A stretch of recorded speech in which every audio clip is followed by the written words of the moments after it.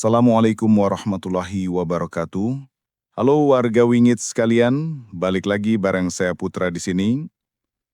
Gimana kabar kalian? Semoga kalian sehat selalu ya. Coba kalian komen jam berapa kalian nonton video ini dan dari mana saja asalnya. Dan ya, seperti biasa, malam ini aku mau bawain sebuah cerita horor yang bisa saja bikin kalian merinding atau malah overthinking. Sebelum lanjut ke ceritanya, kalau teman-teman suka dengan cerita horor kayak gini, jangan lupa untuk dukung channel ini dengan cara like, komen, dan subscribe. Supaya aku makin semangat bawain cerita-cerita horor buat nemenin malam kalian. Dan buat kalian yang ingin sharing, boleh banget kirim ceritanya ke alamat email yang sudah tercantum di kolom deskripsi ya. Jadi nggak usah berlama-lama lagi, kita langsung aja ke ceritanya.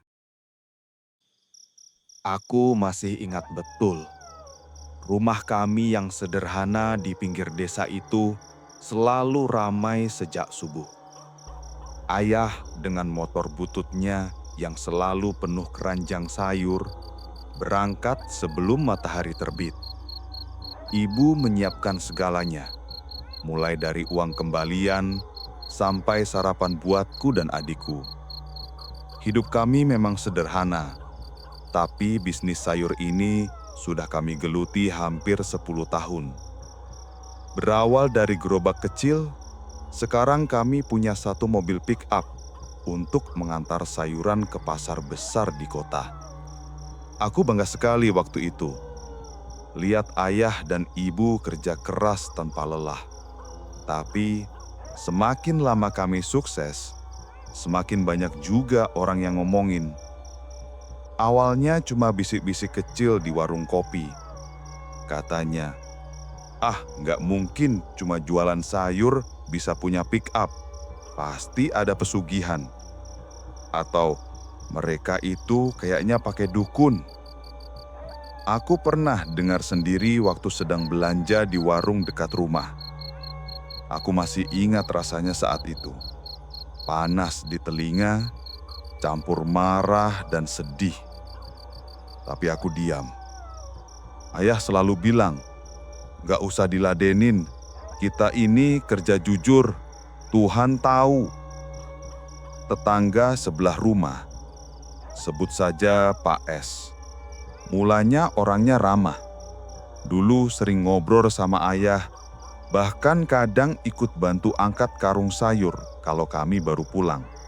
Tapi entah kenapa, sejak kami mulai agak sukses, sikapnya berubah. Senyumannya jadi tipis, pandangannya sering tajam, seperti menahan sesuatu. Aku sering mengamati itu diam-diam dari jendela ruang tamu. Rasanya aneh, tapi aku masih mencoba berpikir positif. Beberapa bulan setelah pick up baru kami datang. Gosip makin jadi-jadi. Ada saja orang yang bilang kami pakai jalan gelap. Aku jadi gak nyaman. Setiap keluar rumah, rasanya seperti ada mata yang mengawasi. Malam hari, suasana rumah mulai terasa berbeda. Kalau dulu terasa hangat, sekarang seperti berat dan dingin. Ibu juga sering mengeluh. "Udara kok beda ya, Dek? Rumah kayak sumpek." Aku cuma mengangguk, karena aku juga merasakannya. Gangguan kecil mulai muncul.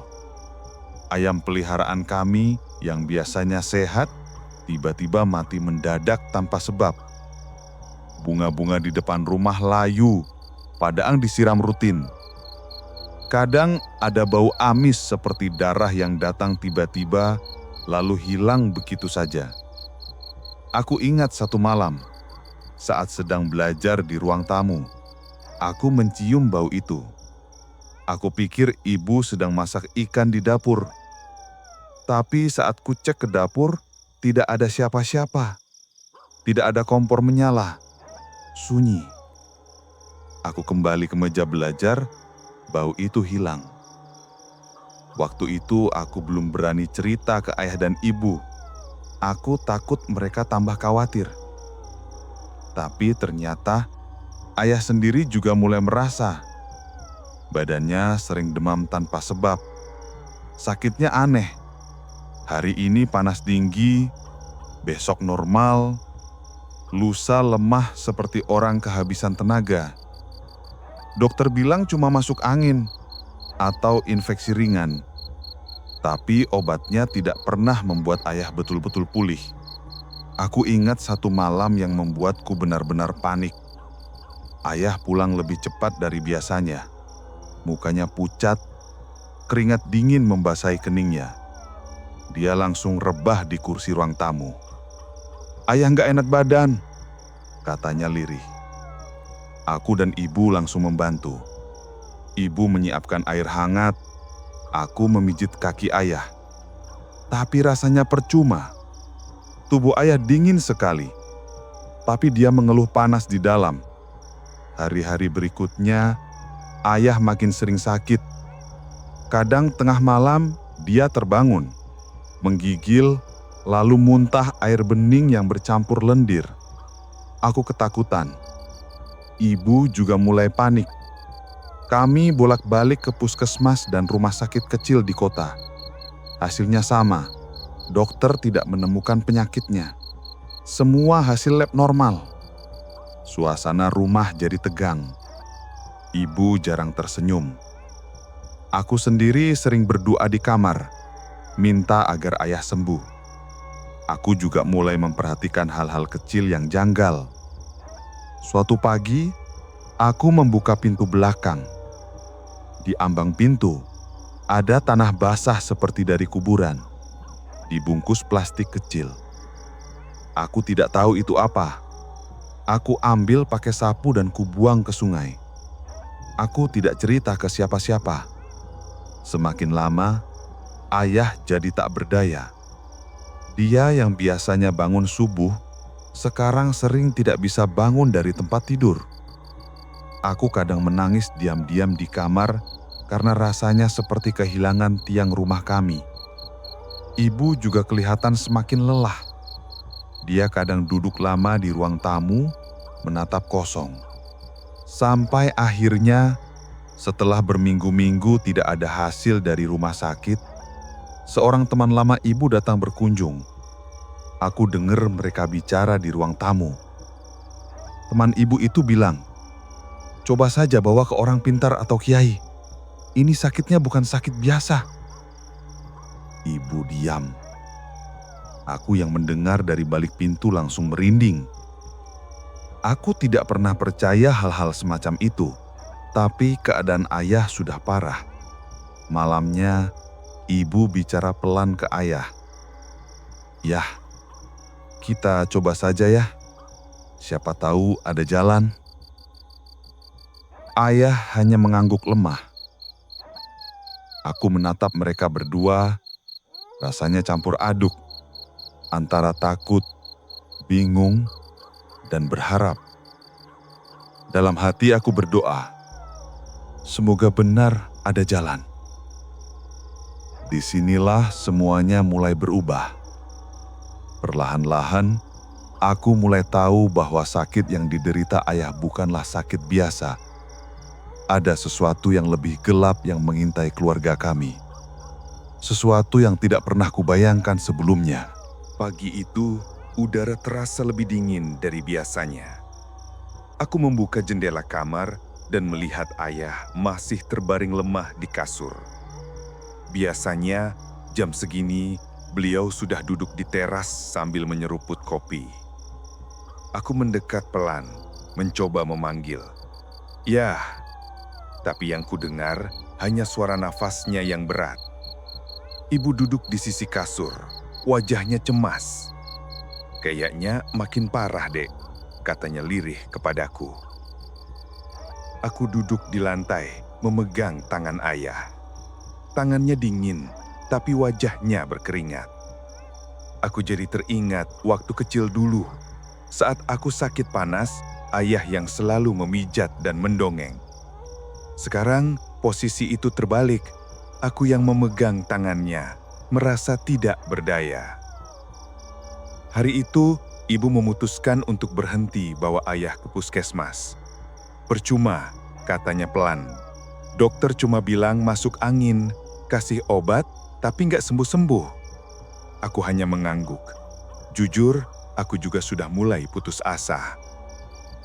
Siang harinya, seorang tetangga datang. Bu Wati, teman lama ibu yang tempo hari sempat menyarankan untuk menemui Kiai. Dia duduk di ruang tamu sambil berkata, "Bu, saya pernah dengar ada Kiai di desa sebelah. Banyak orang sakit yang sembuh di sana. Coba saja, nggak ada salahnya." Ibu menghela napas panjang. Aku bisa melihat matanya berkaca-kaca. "Baiklah," katanya akhirnya. "Tolong antar kami ke sana besok pagi." Malam itu aku susah tidur. Aku berjalan mondar-mandir di kamar, mendengar suara jangkrik dari luar jendela. Tapi entah kenapa, suara jangkrik itu kadang seperti berubah jadi bisikan-bisikan halus. Aku berhenti, mencoba mendengar lebih jelas. Tapi saat kupasang telinga, suaranya hilang. Aku merinding. Aku bergegas mengambil wudhu dan membaca doa sebelum tidur. Keesokan paginya, kami bertiga, aku, ibu dan ayah dibantu Bu Wati pergi ke desa sebelah. Ayah digendong masuk mobil bak terbuka karena beliau tidak bisa berjalan. Sepanjang jalan, aku menahan tangis. Rasanya seperti perjalanan ke tempat asing yang penuh tanda tanya. Rumah Kiai itu sederhana. Halamannya luas, ada pohon mangga besar di depan, dan angin berhembus pelan membawa bau tanah basah. Begitu masuk, suasananya langsung berbeda. Ada ketenangan, tapi juga aura yang sulit dijelaskan. Kiai itu seorang pria tua berjenggot putih dengan sorot mata yang tajam namun hangat. "Assalamualaikum," sapa beliau. Kami menjawab salamnya. Ibu mulai bercerita tentang kondisi ayah. Kiai hanya mendengarkan dengan seksama sambil mengangguk-angguk. Setelah itu, beliau menatap ayah lama sekali, lalu berkata pelan, "Ini sakitnya bukan sakit biasa. Ada yang mengirimkan sesuatu." Aku merinding mendengarnya. Ibu langsung menutup mulutnya dengan tangan, matanya membesar. Kiai kemudian mengajak kami masuk ke sebuah ruangan kecil. Dindingnya penuh dengan rak buku dan beberapa kendik air. Ayah dibaringkan di tikar. Kiai duduk bersila, mulai membaca doa-doa dan ayat suci dengan suara pelan namun tegas. Suasana hening. Hanya suara doa yang bergema di ruangan itu. Aku memegang tangan ibu, gemetar. Tiba-tiba tubuh ayah bergerak kecil, seperti bergetar. Wajahnya meringis, bibirnya bergetar tanpa suara. Kiai terus membaca doa, suaranya semakin lantang. Semakin lama, ayah makin keras gemetarnya. Ibu mulai menangis, aku menahan nafas. Setelah sekitar setengah jam, ayah mengeluarkan suara seperti erangan berat. Lalu tubuhnya lunglai. Kiai berhenti membaca, mengusap keringat di keningnya. "Alhamdulillah, insya Allah ini sudah mulai terangkat, tapi masih ada yang mengintai," katanya pelan. Ayah pelan-pelan membuka matanya. Wajahnya terlihat lebih tenang walau lemah. Aku langsung menangis memeluk ayah.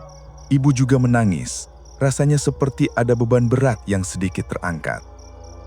Kiai kemudian berkata, "Santet ini besar, bukan kiriman biasa. Kalian harus sabar dan banyak berzikir. Rumah juga harus dipagari." Ibu mengangguk cepat. "Apa yang harus kami lakukan, Kiai?" tanyanya dengan suara bergetar. "Nanti malam saya akan datang ke rumah kalian untuk memagari dan membersihkan apa yang ditanam di sana," jawab beliau. Perjalanan pulang ke rumah terasa berbeda. Ayah tertidur pulas di belakang, wajahnya terlihat lebih segar. Tapi entah kenapa, aku merasa ada yang mengikuti kami. Setiap kali aku menoleh ke jalan di belakang, aku seperti melihat bayangan hitam di kejauhan, berdiri diam. Tapi saat mobil berbelok, bayangan itu hilang. Aku mencoba menenangkan diri, mungkin cuma perasaan saja, gumamku pelan. Sesampainya di rumah, kami menyiapkan ruangan untuk Kiai nanti malam. Ibu sibuk membersihkan rumah. Aku membantu menyiapkan air minum. Ayah berbaring di ruang tamu, tersenyum tipis. Ayah udah mendingan, Nak. Aku mengangguk, hatiku hangat. Malamnya, Kiai datang seperti yang dijanjikan. Beliau membawa sebuah tas kecil berisi botol air, dupa, dan beberapa benda lain yang aku tidak tahu. Beliau meminta kami semua duduk di ruang tengah. Lampu rumah diredupkan. Kiai mulai membaca doa lagi. Kali ini lebih panjang. Suasana rumah mendadak berat. Aku merasa seperti ada tekanan di dada. Bau harum dupa bercampur bau amis yang tiba-tiba muncul entah dari mana. Aku melirik ke ibu, wajahnya pucat. Kiai membuka matanya sebentar, memandang ke sudut ruangan, lalu berujar pelan. "Di sini." Beliau berdiri, berjalan ke arah sudut dekat lemari tua, mengangkat karbet kecil. Di bawahnya ada tanah basah lagi, dibungkus kain putih kotor. Kiai menghela napas, mengangkatnya perlahan. "Ini salah satu medianya," katanya pelan. Aku bergidik, ibu menutup mulutnya. Kiai lalu membakar sesuatu, membaca doa-doa sambil menaburkan air dari botol ke sekeliling ruangan. Aku melihat cahaya lampu berkedip sesaat. Di luar, angin berhembus kencang seperti badai kecil. Aku menahan nafas, berusaha tetap diam. Setelah sekitar 1 jam, Kiai selesai. Ini baru permulaan. Santet ini kuat, dia bisa berpindah sasaran. Hati-hati. Aku langsung teringat ibu, tapi aku tidak berani bicara. Aku hanya menatap Kiai, berharap semua ini berakhir. Malam itu kami tidur lebih tenang. Ayah tertidur nyenyak untuk pertama kali setelah sekian lama. Aku juga mulai bisa memejamkan mata walau masih khawatir. Tapi entah kenapa, sebelum tertidur, aku merasa seperti ada suara lirih di telingaku. Suara perempuan, pelan sekali. Belum selesai. Aku membuka mata cepat, menoleh ke kiri dan kanan. Tidak ada siapa-siapa. Aku menarik selimut sampai ke leher, berusaha memejamkan mata lagi. Dalam hati aku berdoa, semoga benar semua ini segera berakhir. Tapi aku belum tahu bahwa apa yang terjadi pada ayah hanyalah awal. Masih ada hal yang lebih besar menunggu di depan. Sejak malam ketika Kiai membersihkan rumah itu, ayah benar-benar seperti kembali jadi orang yang berbeda. Wajahnya lebih segar, matanya lebih bersinar, dan dia sudah bisa duduk lagi di teras setiap pagi. Aku senang sekali melihatnya. Setiap kali aku keluar kamar, aku mendengar ayah berzikir pelan sambil memandang jalanan. Rasanya rumah kami mulai normal lagi. Tapi kebahagiaan itu hanya bertahan sebentar. Beberapa hari setelah ayah mulai membaik, ibu mendadak jatuh sakit. Awalnya cuma keluhan pusing dan badan meriang. Kami pikir capek karena beberapa hari ini ibu yang banyak mengurus rumah. Tapi sore itu aku pulang dari sekolah, kulihat ibu terduduk di dapur. Wajahnya pucat, bibirnya kebiruan. "Bu," aku langsung menghampiri. Tangannya dingin sekali. Malamnya kondisi ibu makin parah. Dia muntah berkali-kali. Tapi anehnya muntahnya bukan makanan. Cairannya bening bercampur sesuatu yang mirip rambut-rambut hitam. Aku langsung merinding. Ayah yang baru sehat juga ikut panik. "Ya Allah, Bu!" Suaranya serak menahan tangis. Aku memegang punggung ibu, sementara dia terbatuk-batuk sampai suaranya habis. Aku mencoba menelpon Bu Ati lagi, minta tolong agar Kiai datang. Suaraku gemetar di telepon. "Bu, ibu saya muntah rambut." Bu Wati langsung bilang akan menghubungi Kiai. Malam itu juga Kiai datang. Beliau masuk ke rumah dengan wajah serius, membawa tas kecil seperti sebelumnya. Tapi kali ini aura beliau lebih berat. Begitu beliau melihat ibu, beliau langsung menarik napas panjang. "Ini lebih berat," katanya pelan. Kiai meminta ayah duduk agak jauh. Aku diminta tetap di dekat ibu untuk menenangkannya. Beliau mulai menata beberapa benda, air di botol kaca, daun-daun hijau, dupa kecil dan sebilah keris kecil yang dibungkus kain putih. Kiai duduk bersila, mulai membaca doa-doa. Suara beliau kali ini lebih keras, lebih tegas. Aku duduk di samping ibu yang sudah terbaring, memegang tangannya erat-erat. Tiba-tiba, tubuh ibu bergetar hebat. Wajahnya seperti berubah. Matanya yang tadi lemah kini melotot, pandangannya tajam ke arah Kiai. Bibirnya bergerak-gerak seperti orang bicara, tapi suaranya bukan suara ibu. Suaranya berat, serak, seperti orang tua. "Awas saja, kali ini aku akan menyerang anakmu." Aku terdiam, darahku serasa berhenti mengalir. Itu jelas bukan suara ibu. Ayah langsung berdiri, tapi Kiai mengangkat tangan, memberi isyarat agar kami tetap tenang. Aku gemetar hebat. Tangan ibu yang kugenggam terasa dingin dan keras. Aku seperti memegang batu. Kiai terus membaca doa lebih keras. Suara beliau menggema di seluruh rumah. Tubuh ibu makin bergetar. Lalu tiba-tiba dia tertawa keras. Tawa yang bukan tawa ibu. Aku menutup telinga, mataku berair. Aku benar-benar takut. Lalu sesuatu yang tidak pernah kuduga terjadi. Kiai yang biasanya tenang, mendadak memegangi dadanya. Beliau terbatuk keras, lalu muntah darah. Aku dan ayah langsung terkejut. Darah segar memercik ke lantai. Aku refleks berdiri. "Pak Kiai." Tapi beliau hanya mengangkat tangan, memberi tanda agar kami tidak mendekat. Wajah beliau pucat, tapi matanya tetap terpejam sambil terus membaca doa. Suasana rumah berubah. Angin dingin berhembus dari dapur, bau busuk seperti bangkai tercium di mana-mana. Lampu ruang tengah berkedip-kedip seperti mau mati. Ibu masih berteriak-teriak dengan suara asing, menyebut nama-nama yang aku tidak kenal. Sesekali dia menyebut "anakmu, anakmu", membuatku makin panik. Aku mencoba membaca doa sendiri, meskipun suaraku bergetar. Ayah sudah menangis diam-diam di sudut ruangan, tangannya menutup wajahnya. Aku merasa kami seperti di tengah badai gaib yang tidak terlihat. Sekitar setengah jam kemudian, Kiai berhenti membaca. Beliau menarik napas panjang, wajahnya masih pucat tapi sorot matanya tajam. "Pegang ibumu erat-erat," katanya pelan. Aku memegang ibu lebih erat. Kiai mengambil segenggam air dari botolnya, membaca doa lalu menyiramkannya ke wajah ibu.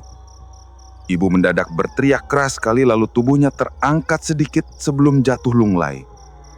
Setelah itu hening. Aku menatap wajah ibu, matanya terpejam, napasnya teratur lagi. Wajahnya perlahan kembali seperti semula. Aku mengusap air mataku. "Bu," bisikku. Ibu tidak menjawab, tapi wajahnya terlihat tenang, seperti tidur.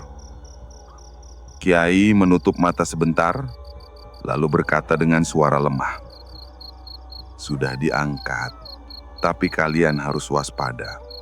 Ini santet besar. Mereka berniat ke seluruh keluarga." Aku dan ayah saling pandang, wajah kami pucat. Beliau kemudian berjalan pelan mengelilingi rumah, menyentuh dinding-dinding sambil membaca doa. Beliau seperti sedang mencari sesuatu. Lalu di dekat dapur, di bawah rak kayu, beliau menemukan sebuah pouch kecil berwarna hitam. Beliau mengangkatnya perlahan. Isinya paku 3 buah, rambut, dan selembar kertas dengan tulisan Arab gundul. Aku menutup mulutku menahan teriakan. Ayah memegang dadanya. "Ya Allah," katanya lirih. Kiai memandang kami. "Ini medianya. Benda ini yang jadi jalan masuknya. Masih ada kemungkinan mereka kirim lagi. Jadi kalian jangan lengah." Aku mengangguk cepat. Aku masih terbayang suara ibu tadi, suara asing yang mengancam aku. Rasanya aku akan pernah lupa. Kiai lalu memandikan benda itu dengan air doa, membakarnya, lalu menaburkan sisa air ke setiap sudut rumah. Malam itu kami semua tidur di ruang tengah. Ibu masih lemah tapi sudah bisa berbicara pelan.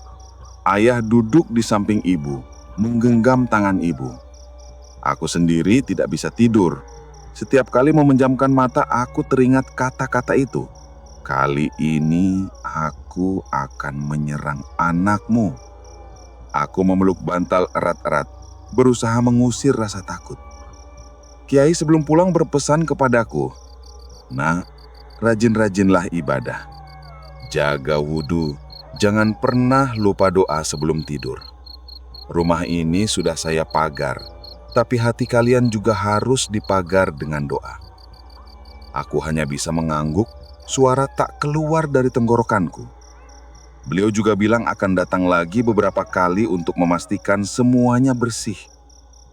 "Ini belum selesai," katanya pelan sebelum melangkah keluar rumah.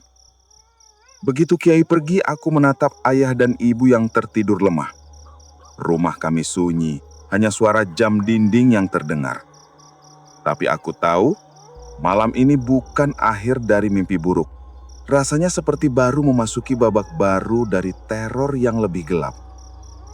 Aku menarik selimut, menatap langit-langit kamar. Dalam hati aku berdoa, semoga benar pagar gaib yang dibuat Kiai cukup untuk melindungi kami. Karena aku mulai merasa, santet ini bukan hanya mengincar ayah dan ibu. Aku merasa ada yang mengintai aku juga.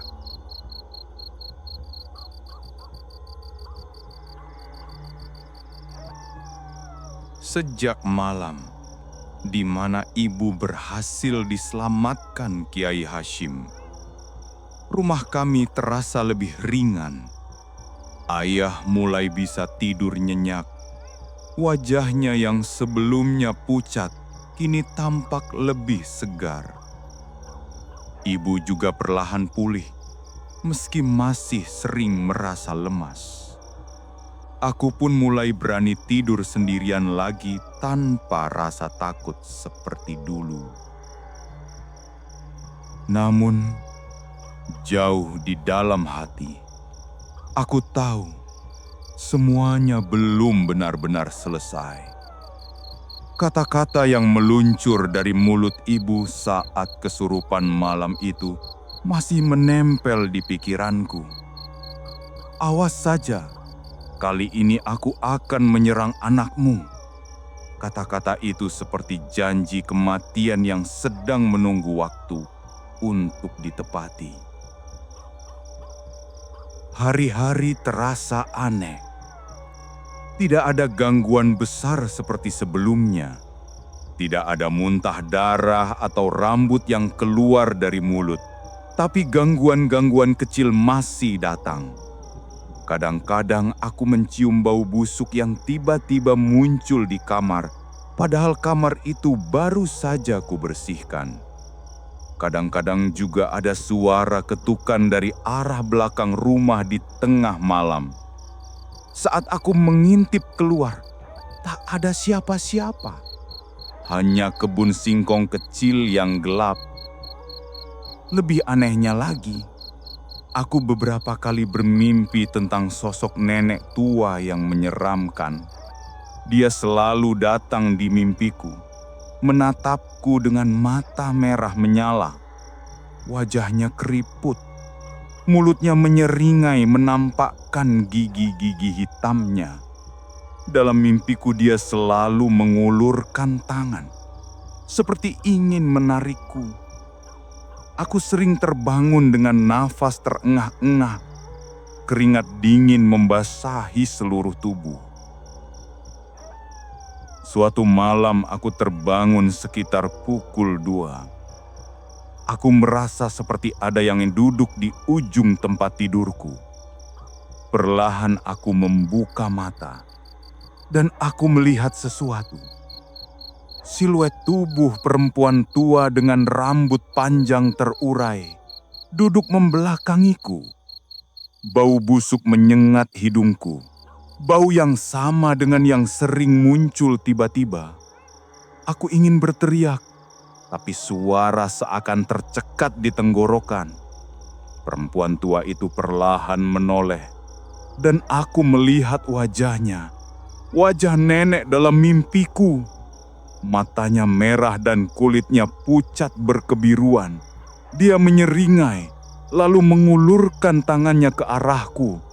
Saat tangannya hampir menyentuhku, tiba-tiba suara azan subuh dari masjid kampung menggema. Sosok itu mendesis, lalu menghilang begitu saja. Aku langsung menangis dan berlari ke kamar orang tuaku, membangunkan mereka. Ayah dan ibu segera mengajakku duduk. Ayah membaca ayat-ayat suci sambil mengusap kepalaku. Ibu juga terlihat ketakutan juga meski mencoba menenangkanku. Kamu harus lebih rajin beribadah, nak. Ingat pesan Kiai Hashim, kata Ibu Liri. Malam itu kami bertiga tidur bersama di ruang tengah sambil terus melantunkan doa. Beberapa hari kemudian, kabar mengejutkan datang. Tetangga kami yang dari dulu selalu terlihat iri, tiba-tiba mengalami musibah. Anaknya jatuh sakit. Kulit anaknya seperti terbakar. Luka-luka merah memenuhi sekujur tubuhnya. Istrinya juga mulai terlihat pucat dan kurus. Bahkan katanya dia juga mengalami sakit aneh yang sama. Anehnya, rumah mereka mendadak sunyi. Tak ada yang boleh menjenguk. Suaminya, tetangga yang dulu sering menyebar fitnah tentang keluarga kami, kini seperti orang yang ketakutan. Kabar itu membuat keluarga kami terdiam. Ayah hanya menarik nafas panjang. Itu bukan karena kita. Itu balasan dari perbuatannya sendiri. Gumamnya Liri. Ibu hanya menunduk. Aku merasa campur aduk. Ada rasa lega karena keluarga kami mulai terbebas dari gangguan, tapi ada juga rasa kasihan kepada anak tetangga yang sakit parah.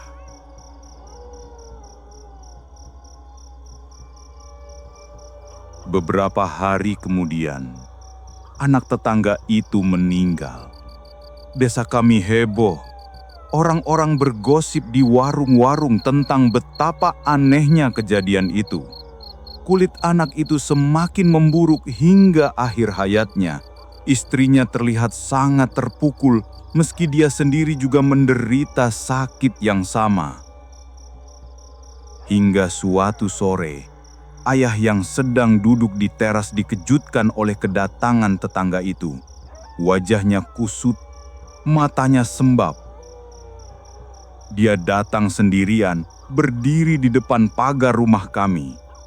Suaranya bergetar ketika berkata, "Pak, Bu, saya mohon maaf.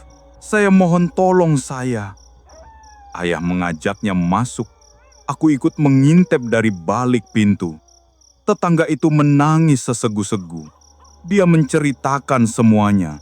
Dia mengaku telah menyuruh orang untuk menyantet keluarga kami karena iri melihat usaha sayur kami semakin maju. Dia percaya fitnah yang dia buat sendiri, bahwa keluarga kami memakai dukun atau pesugihan. Saya salah besar, Pak. Saya minta ampun. Tolong saya, tolong istri saya. Saya takut saya juga akan mati. Aku menoleh pada ayah dan ibu. Wajah mereka berdua berubah. Ayah berbisik pada ibu. Ibu tampak heran.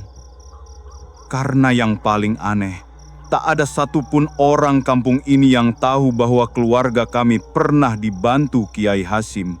Seolah keberadaan Kiai itu adalah rahasia yang hanya diketahui kami bertiga. Malam itu rumah kami kembali terasa tegang. Ayah dan ibu berdiskusi panjang. Mereka curiga, kenapa tetangga ini tahu tentang Kiai itu? Apa dia hanya menebak-nebak? Atau sebenarnya dia tahu lebih banyak dari yang kita kira? Dan kalaupun kami memberitahu tentang Kiai Hasyim, apakah itu akan membantu atau justru membuka pintu bahaya baru bagi kami? Aku mendengar semua percakapan itu sambil menahan nafas di balik pintu. Rasanya seperti ada dua perasaan yang bertabrakan di dalam diriku. Satu sisi ingin melihat tetangga itu dan keluarganya diselamatkan, tapi sisi lain merasa ini adalah balasan yang pantas untuk mereka. Malam semakin larut, hujan turun pelan-pelan di luar. Suara gemericik air bercampur dengan desah angin yang membuat suasana semakin mencekam. Di tengah hujan itu, aku kembali teringat wajah nenek tua dalam mimpiku. Aku merasa dia akan datang lagi. Dan entah kenapa, kali ini aku merasa sesuatu yang lebih besar sedang menunggu di depan. Sejak kedatangan tetangga kami sore itu, rumah kami kembali terasa berat. Meski tak ada lagi muntah darah atau serangan yang nyata, hawa rumah seperti menyimpan tekanan. Malam hari terasa lebih dingin dari biasanya, meski hujan tidak turun. Ayah dan ibu jarang bicara panjang, hanya saling pandang dengan wajah penuh pikiran. Aku pun merasakan hal yang sama, seolah ada sesuatu yang sedang menunggu di ujung jalan. Tetangga itu, sebut saja Pak S, kembali datang ke rumah kami esok harinya. Wajahnya semakin pucat. Tubuhnya tampak semakin kurus. Dia memohon-mohon agar kami memberitahu nama Kiai yang membantu kami. Tolong saya, Pak. Bu, saya tidak mau kehilangan istri saya. Saya takut sekali. Saya takut, katanya sambil menangis terseduh-seduh. Kali ini, ibu yang bicara. Pak S, bukan kami tidak mau menolong. Tapi kami juga tidak tahu apa yang akan terjadi kalau kami membuka semuanya.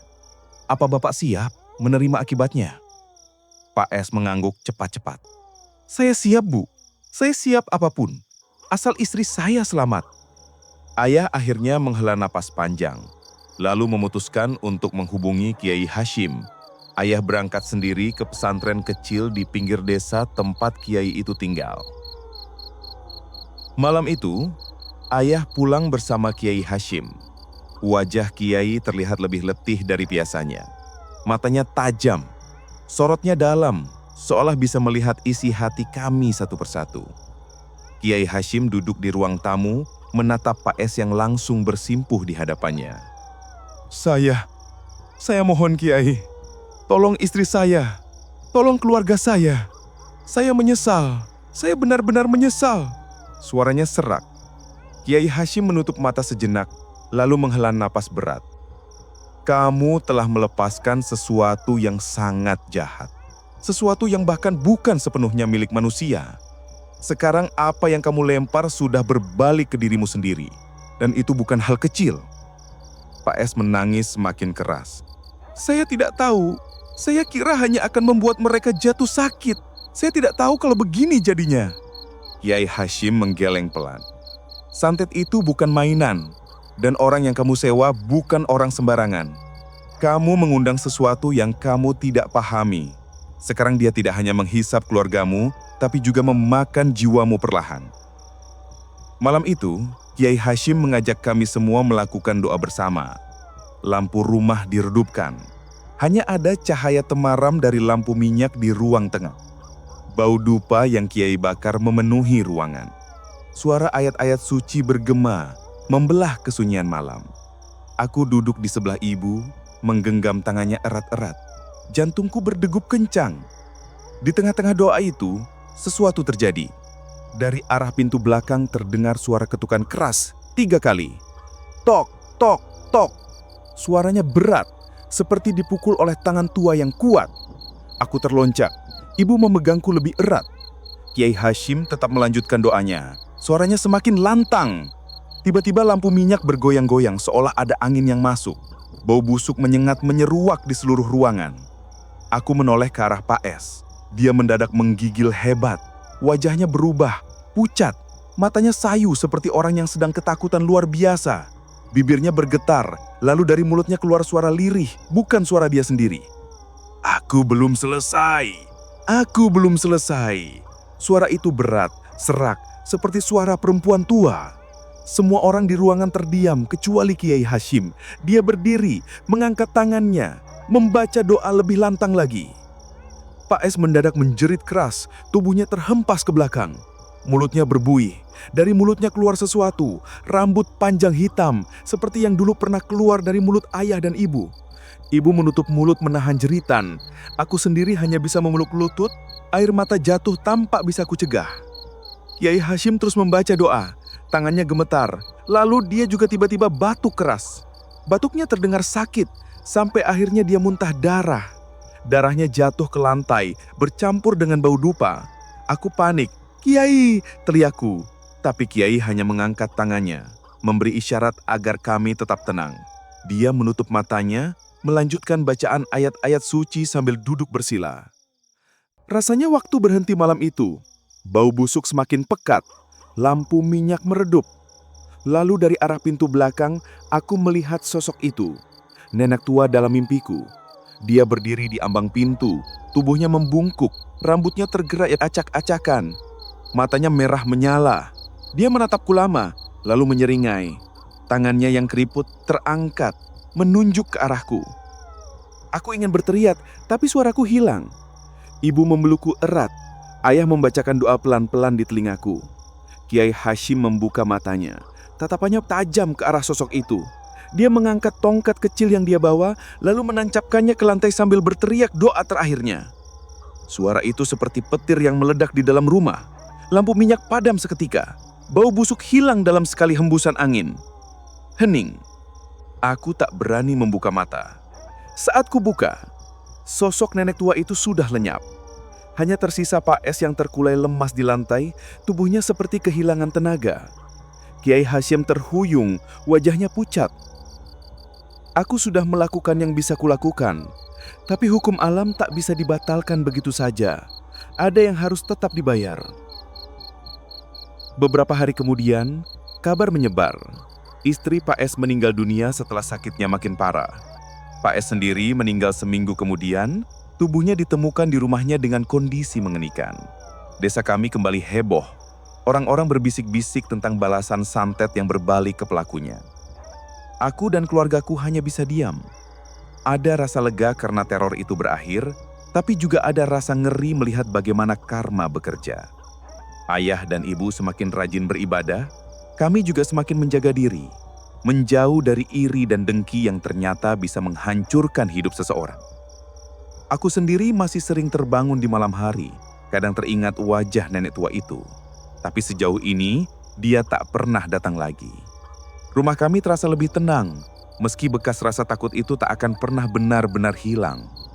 Kiai Hashim juga jarang kami temui lagi.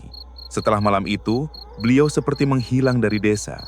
Hanya meninggalkan pesan singkat, jangan lupa terus mendekatkan diri kepadanya. Karena pagar yang paling kuat adalah doa dan keikhlasan. Hingga sekarang, kalau aku duduk di teras malam-malam, aku sering teringat suara kiai itu. Aku juga sering memandangi rumah Pak S yang sekarang kosong dan terbenggalai.